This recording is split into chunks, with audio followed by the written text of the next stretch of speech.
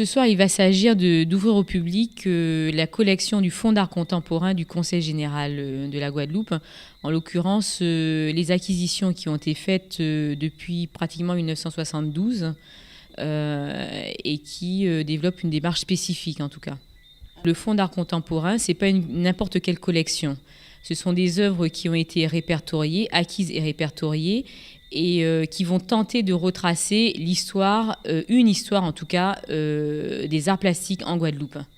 Donc plusieurs artistes de renom sont dans ce fonds d'art contemporain, comme Nankin, Marie-Josée Limouza, Jean-Marc Hunt, Chaumron-Lamotte, Philibert Irius par exemple, Nabajot. Enfin, des artistes de renom qui ont des œuvres pérennes et qui développent véritablement une problématique intéressante sur la Caraïbe.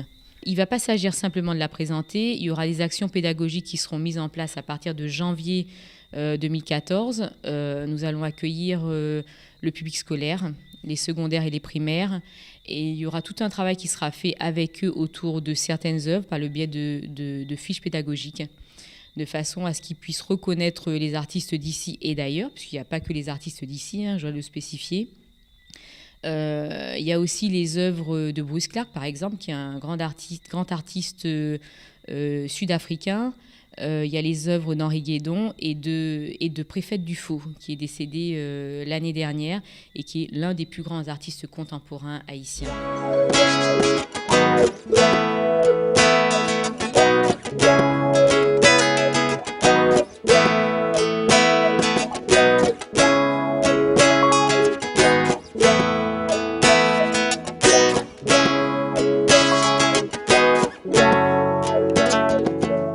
Ce fonds d'art contemporain a l'avantage d'être, pour un petit pays comme la Guadeloupe qui n'a pas de vrai écrin pour l'art contemporain, d'être très diversifié, puisqu'elle réunit 22 artistes pour un total de 32 œuvres et peut-être une de plus, mais qui est en restauration. Donc ça fait déjà une jolie collection qui devrait à terme intégrer un musée ou un centre d'art contemporain quand on en aura un en Guadeloupe.